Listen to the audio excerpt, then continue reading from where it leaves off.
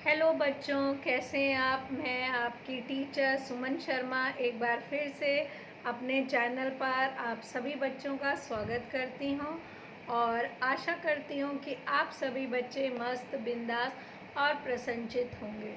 तो बच्चों, आज मैं आपको रिमझिम कक्षा 5 की पुस्तक से पाठ 2 फसलों के त्योहार यानी फसलों पे ऐसे त्योहार जो स्पेशली मनाए जाते हैं उनके बारे में समझाने जा रही हूँ। तो पाठ शुरू करने से पहले मैं आप सबसे अनुरोध करना चाहूँगी, जो बच्चे पहली बार इस लिंक से जुड़े हैं वो प्लीज़ हमारे चैनल को लाइक करें, और यदि आप पहले से जुड़े हुए हैं पर अब तक हमारी कहानियाँ शेयर नहीं करी तो आप भी अपने दोस्तों को हमारी कहानी शेयर करें और सब्सक्राइब करें, जिससे हमें मोटिवेशन मिले और हम आपके लिए और बेहतर, सरल, आसान शब्दों में आपको समझा सके। यही हम आपसे प्रार्थना करते हैं। तो बच्चों, पाठ शुरू करती हूँ रिमझिम कक्षा 5 की पुस्तक से फसलों के त्योहार।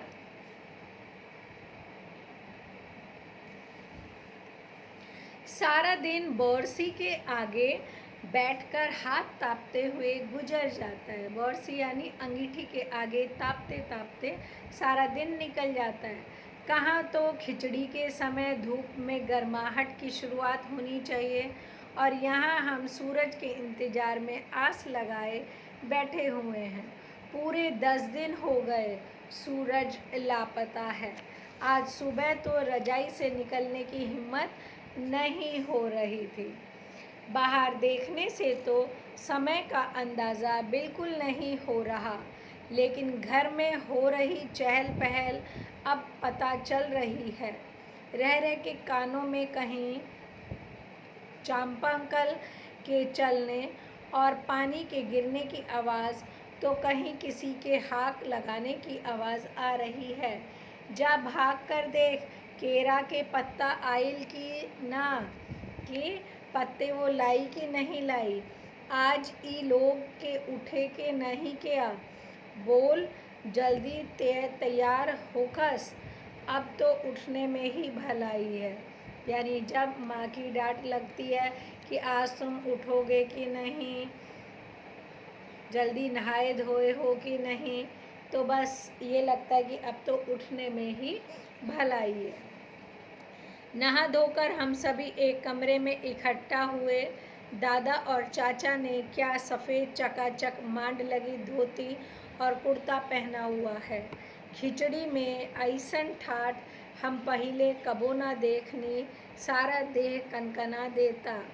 पापा ने कहा शायद आज धोती में उन्हें ठंड कुछ ज़्यादा ही लग रही है। पापा ने कहा कि आज धोती में उन्हें ठंड लग रही है, पर आज जो बनी थी खिचड़ी उसके ठाठ पहले से कभी उन्होंने नहीं देखे थे। सामने मचिया पर खादी की सफ़ेद साड़ी पहने हुए दादी बैठी थी।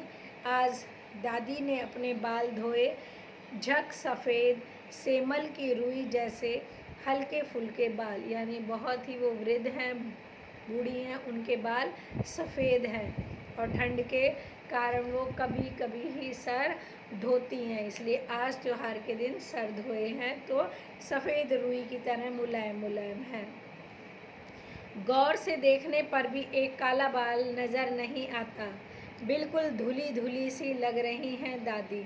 उनके सामने केले के कुछ पत्ते कतार में रखे हैं, जिन पर तिल, गुड़, चावल आदि के छोटे छोटे ढेर पड़े हुए हैं।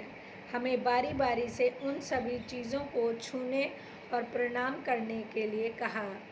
जब सबने ऐसा कर लिया तो उन सभी चीज़ों को एक जगह इकट्ठा करके दान दे दिया गया, यानी कि खाना खाने से पहले उन सब चीज़ों को, हर केले के पत्ते में कुछ ना कुछ चीज़ें रखी हुई थी और सबको उन्हें छूने के लिए कहा गया और फिर एक साथ उन्हें दान के लिए इकट्ठा किया गया। आज तो अपी दीदिया बुरी फंसी। उन्हें ना तो चूड़ा दही पसंद है और ना ही खिचड़ी, पर आज तो फरमाइशी नाश्ता नहीं चलेगा, उन्हें दोनों ही चीज़ें खानी पड़ेंगी। आज खिचड़ी जो है खिचड़ी खाने के बाद सभी ने गया से आए तिल, गुड़ और चीनी के तिलकुट बड़े चाव से खाए। यानी दीदिया को ये सब चीज़ें पसंद नहीं है, ना चूड़ा, ना दही, ना खिचड़ी, और आज उनकी फरमाइश भी नहीं चलेगी, आज तो उन्हें खाना ही पड़ेगा। और उसके बाद गुड़ चीनी के तिलकुट उन्होंने खाए। खाते खाते मैं सोच रही थी कि कितनी अलग है ना खिचड़ी जो अभी हम मना रहे थे। स्कूल में हम जो खिचड़ी मनाते हैं उसकी अलग ही मस्ती हुआ करती थी। छुट्टी का दिन नाव में बैठकर गंगा नदी की सैर और फिर टापू पर बालू में दौड़ते हुए पतंग उड़ाना या उड़ाने की कोशिश करना, कितना मज़ा आता था। इधर हम पतंग उड़ाते थे और वहीं थोड़ी दूर पर गुरुजी, विमला दीदा, आनंद जी, झिलमिट भैया सब मिलकर ईंट से बने चूल्हे पर बड़े बड़े कढ़ाओं में खिचड़ी बनाते थे। हम भी बीच बीच में अपनी पतंगों को सुस्ताने का मौका देते हुए मटर और प्याज छीलने बैठ जाते। वैसी खिचड़ी फिर दोबारा खाने को नहीं मिली। वाकई ढंग कैसा भी हो, पर है ये खुशियों का त्योहार। आज उनके घर पे बनी है, ऐसे ही वो स्कूल के दिनों को भी याद करते हैं जब मास्टर जी खिचड़ी बनाते थे। जनवरी माह के मध्य में भारत के लगभग सभी प्रांतों में फसलों से जुड़ा कोई ना कोई त्योहार मनाया जाता है। यानी जनवरी के महीने में हर जगह पर फसलों से जुड़े त्योहार मनाए जाते हैं। कोई फसलों के तैयार हो जाने की खुशी में बांटता है, तो कुछ लोग उसे इस उम्मीद से खुश हो जाते हैं कि अब पाला कम होगा। सूरज की गर्मी बढ़ने से खेतों में खड़ी फसल तेजी से बढ़ेगी। सभी प्रांतों और इलाकों का अपना रंग और अपना ढंग नज़र आता है। इस दिन सब लोग अच्छी पैदावार की उम्मीद और फसलों के घर में आने की खुशी का इजहार करते हैं। यानी हमारे घर में अच्छी फसल आए, खूब अच्छी फसल हो, इन सब की सभी लोग प्रार्थना करते हैं। उत्तर प्रदेश, बिहार, मध्य प्रदेश में मकर संक्रांति या तिल संक्रांत, असम में बिहू, केरल में ओणम, तमिलनाडु में पोंगल, पंजाब में लोहड़ी, झारखंड में सरहुल, गुजरात में पतंग का पर्व सभी खेती और फसलों से जुड़े त्योहार हैं। इन्हें जनवरी से मध्य अप्रैल तक अलग अलग समय मनाया जाता है। यहाँ पर विभिन्न राज्यों के नाम और उनके त्योहारों के बारे में बताया गया है कि कहीं पर मकर संक्रांति, तिल संक्रांत, असम में बिहू, केरल में ओणम, तमिलनाडु में पोंगल, झारखंड में सुरहुल। इस तरह सभी त्योहार जनवरी से लेकर मध्य अप्रैल तक मनाए जाते हैं। झारखंड में सरहुल बड़े जोशों खरोशों के साथ मनाया जाता है। 4 दिनों तक इसका जश्न चलता रहता है। अलग अलग जनजातियां इसे अलग अलग समय में मनाती हैं। संथाल लोग फरवरी मार्च में, तो ओराव लोग इसे मार्च अप्रैल में मनाते हैं। आदिवासी आमतौर पे प्रकृति की पूजा करते हैं। सरहुल के दिन विशेष रूप से साल के पेड़ की पूजा की जाती है।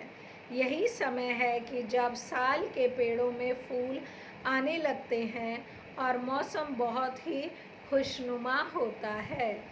स्त्री पुरुष दोनों ही ढाल मजीरे लेकर रात भर नाचते गाते हैं।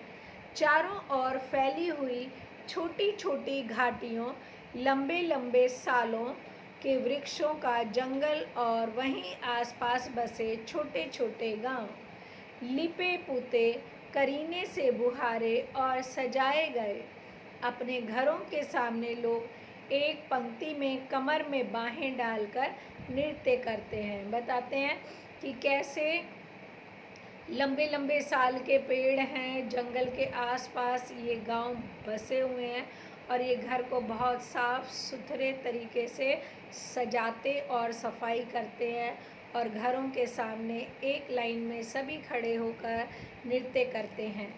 अगले दिन वे नृत्य करते हुए घर घर जाते हैं और फूलों के पौधे लगाते हैं।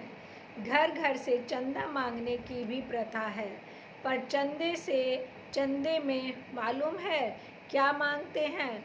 मुर्गा, चावल और मिश्री। फिर चलता है खाने पीने और खेलों का दौर। तीसरे दिन जाकर पूजा होती है, जिसके बाद लोग अपने कानों में सरई का फूल पहनते हैं। इसी दिन से वसंत ऋतु की शुरुआत मानी जाती है। धान की भी पूजा होती है। पूजा किया हुआ आशीर्वादी धन अगली फसल में बोया जाता है, यानी चावल की पूजा जो होती है उसको अगली फसल के लिए रखा जाता है। तमिलनाडु में मकर संक्रांति या फसलों से जुड़ा त्योहार पोंगल के रूप में मनाया जाता है। इस दिन खरीफ की फसलें चावल, अरहर आदि कटकर घरों में पहुंचती है, यानी खरीफ की फसलें घर में पहुंच जाती हैं। लोग नए धान कूटकर चावल निकालते हैं। हर घर में मिट्टी का नया मटका लाया जाता है, जिसमें नए चावल, दूध और गुड़ डालकर उसे पकाने के लिए धूप में रख देते हैं। हल्दी शुभ मानी जाती है, इसलिए साबुत हल्दी को मटके के मुंह के चारों ओर बांध देते हैं। यह मटका दिन में 10:30-12 बजे तक धूप में रखा जाता है। जैसे ही दूध में उफान आता है और दूध चावल मटके से बाहर गिरने लगता है, तो पोंगला पोंगल खिचड़ी में उफान आ गया के स्वर सुनाई देते हैं। दूसरी ओर गुजरात में पतंगों के बिना तो मकर संक्रांति का जश्न अधूरा ही माना जाता है। इस दिन आसमान की ओर यदि नज़र उठाएं तो शायद हर आकार और रंग रूप की पतंगें आकाश में लहराती हुई मिलें। प्रत्येक गुजराती, चाहे वह किसी भी धर्म, जाति या आयु का हो, पतंग उड़ाता है। हजारों लाखों पतंगों से सूर्य भी ढक सा जाता है। यानी यहाँ पर आपने देखा कि कैसे कैसे हर राज्य में त्योहार मनाए जाते हैं। कुमाऊं में मकर संक्रांति को घुंघतिया भी कहते हैं। इस दिन आटे और गुड़ को गूंथकर पकवान बनाए जाते हैं। इन पकवानों को तरह तरह के आकार दिए जाते हैं, जैसे डमरू, तलवार, दाड़िम का फूल आदि। पकवान को तलने के बाद एक माला में पिरोया जाता है। माला के बीच में संतरा और गन्ने की गंडेरी पिरोई जाती हैं। यह काम बच्चे बहुत रुचि और उत्साह के साथ करते हैं। सुबह बच्चों को माला दी जाती है। बहुत ठंड के कारण पक्षी पहाड़ों में चले जाते हैं। उन्हें बुलाने के लिए बच्चे इस माला से पकवान तोड़ कर पक्षियों को खिलाते हैं और गाते हैं, कौआ आओ, घुंघूत आओ, ले कौआ बड़ो, माँ कर दे सोने को घड़ो, खा ले पूरी, माँ कर दे जो सोने की छुरी। इसके साथ ही जिस चीज़ की कामना हो वह मांगते हैं। है ना कितने अलग अलग अंदाज में मकर संक्रांति को मनाने के। कहीं दूध, चावल और गुड़ की खीर बनती है, तो कोई 5 प्रकार के नए अनाज की खिचड़ी बनाता है। कहीं कहीं लोगों का सैलाब नदी में स्नान के लिए उमड़ पड़ता है। लोग ठंड से ठिठुरते रहेंगे, पर बर्फीले पानी में कम से कम एक डुबकी तो जरूर लगाएंगे।